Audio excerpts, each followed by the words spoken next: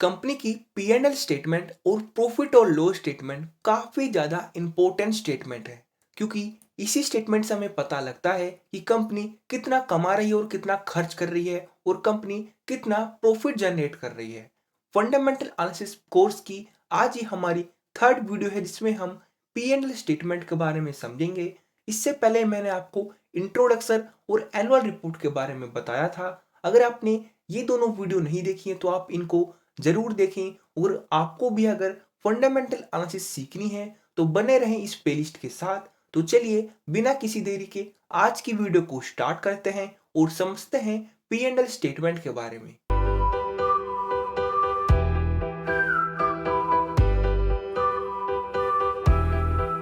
जैसा कि आपको मैं पिछली वीडियो में बता चुका हूं कि एनुअल रिपोर्ट को किस तरह से पढ़ना चाहिए और कौन-कौन सी चीजें एनुअल रिपोर्ट में इंपॉर्टेंट होती हैं, ये मैं मान के चल रहा हूं कि आपने पिछली वीडियो देखी है, तो आपको ज़्यादा कंफ्यूजन इस वीडियो को देखने में नहीं होगी। तो ये इन्फोसिस कंपनी का P&L स्टेटमेंट का ये पार्ट है और ये कंसोलिडेटेड स्टेटमेंट है। और कंसोलिडेटेड और स्टैंडअलोन में क्या अंतर होता है, ये भी मैं पिछली वीडियो में बता चुका हूँ। अगर आप यहाँ ध्यान से देखें तो ये ईयर एंडेड मार्च 31 की रिपोर्ट है। तो यानी एक एनुअल रिपोर्ट है, क्वार्टरली रिपोर्ट नहीं है। और ये 2022 का डाटा हमें लेफ्ट हैंड साइड पे दिया गया है और 2021 का डाटा राइट हैंड साइड पे दिया गया है। तो यानी ये 2021-22 की एनुअल रिपोर्ट है और सारी वैल्यूज यहाँ पर करोड़्स में है। सबसे पहले हम कंपनी के टॉप लाइन को समझते हैं और कंपनी के रेवेन्यू को समझते हैं। रेवेन्यू मतलब कंपनी ने कितना कहां से कमाया है। सबसे पहले यहाँ पर है रेवेन्यू फ्रॉम ऑपरेशन। अगर आप यहाँ देखें तो कंपनी ने 2022 में 1,21,641 करोड़ रुपए कमाए हैं और 2021 में ये करीब 1 लाख के आसपास था। अगर आप यहाँ नोट देखें एक, तो यहाँ पर एक नोट दिया गया है 2.18। अभी नोट क्या है, असल में ये शेड्यूल नोट्स कहते हैं। कंपनी रिपोर्ट में या स्टेटमेंट में अपनी एक स्टेटमेंट देती है, एक लाइन देती है और उस चीज की फुल इंफॉर्मेशन उसके शेड्यूल नोट में दी जाती है। अगर मैं यहाँ पर शेड्यूल नोट नंबर 2.18 में जाऊंगा तो यहाँ पर मुझे रेवेन्यू फ्रॉम ऑपरेशन की पूरी डिटेल मिल जाएगी, कंपनी ने कितना कहां से कमाया है। अगर आप यहाँ देखें तो रेवेन्यू फ्रॉम सॉफ्टवेयर सर्विसेज से कंपनी ने 1,13,000 के अप्रोक्स कमाए हैं और revenue from products and platform से कंपनी ने करीब 8,000 करोड़ कमाए हैं। तो टोटल रेवेन्यू ऑपरेशन मेरा करीब यहाँ पर 1,21,000 के आसपास का बैठ रहा है। नेक्स्ट लाइन आइटम आता है हमारा अदर इनकम।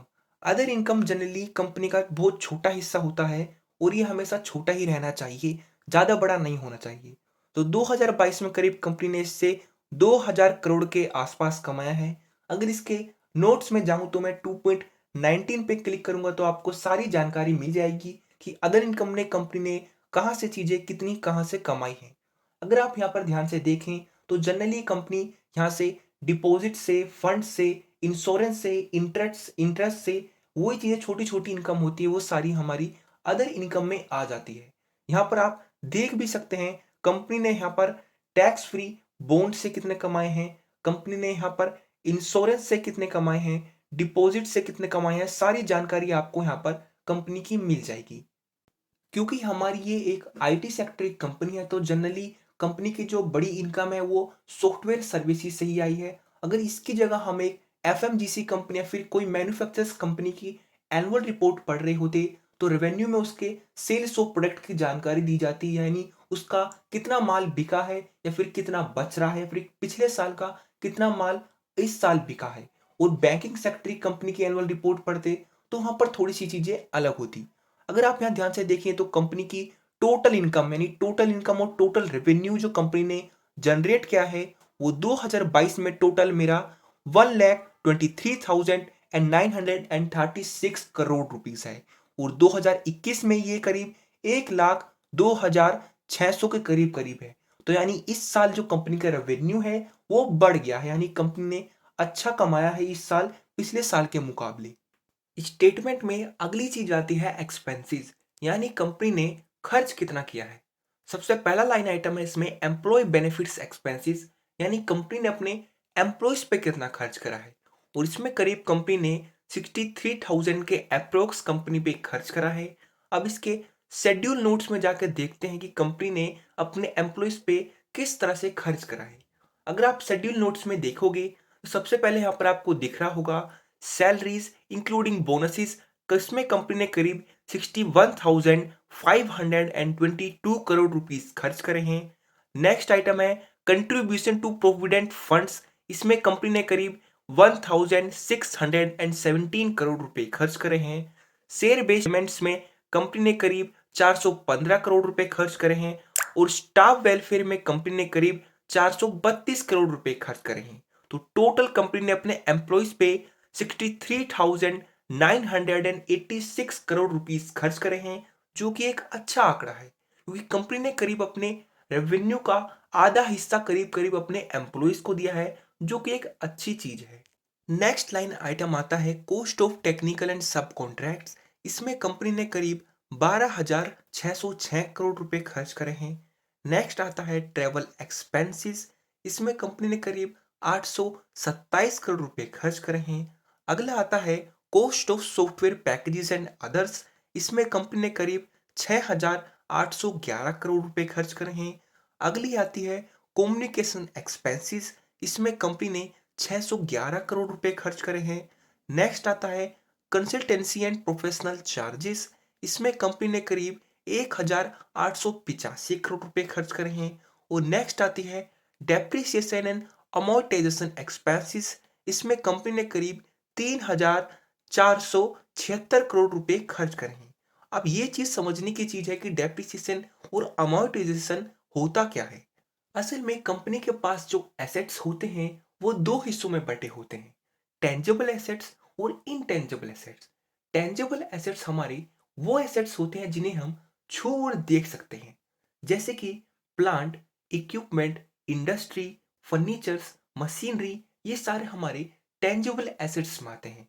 वहीं इनटेंजिबल एसेट्स वो एसेट्स होते हैं जिन्हें हम छू या देख नहीं सकते हैं, जैसे कि ट्रेडमार्क, कॉपीराइट, पेटेंट जैसी चीजें इनटेंजिबल एसेट्स में आती हैं। अब ये डेप्रिसिएशन और अमोर्टाइजेशन क्या होता है, इसको समझने के लिए एक एग्जांपल के साथ समझिए।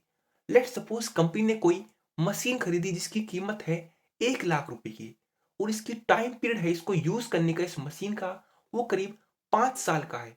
तो कंपनी इस 1 लाख के खर्चे को एक बार में 1 साल में ना दिखा के 5 साल में बांट देती है, क्योंकि कंपनी के पास इसका जो टाइम पीरियड है, लिमिट है, वो 5 साल की है।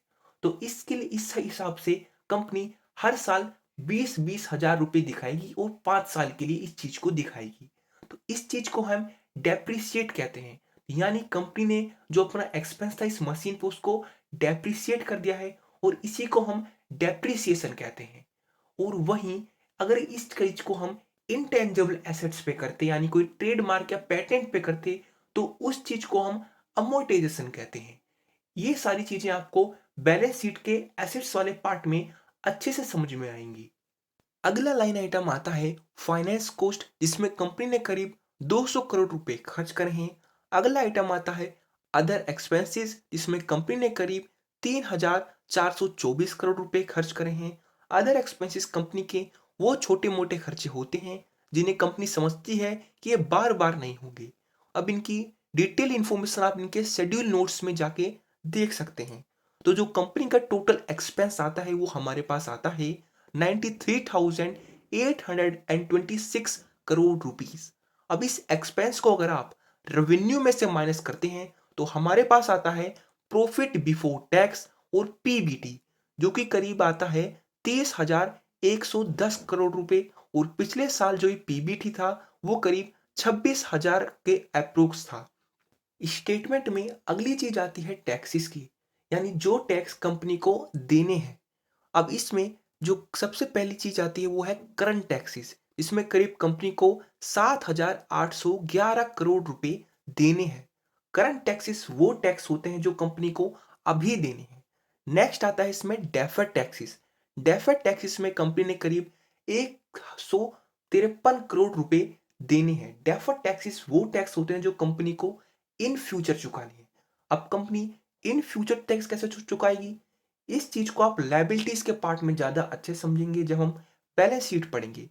तो अब इस टैक्स को पीबीटी में से माइनस कर दो, यानी प्रॉफिट बिफोर टैक्स में से माइनस कर दो, तो हमारे पास प्रॉफिट फॉर द पीरियड और पीएटी यानी प्रॉफिट आफ्टर टैक्स निकल के आता है, जो कि करीब है 22,146 करोड़ रुपए। और पिछले साल ये था 19,423 करोड़ रुपए।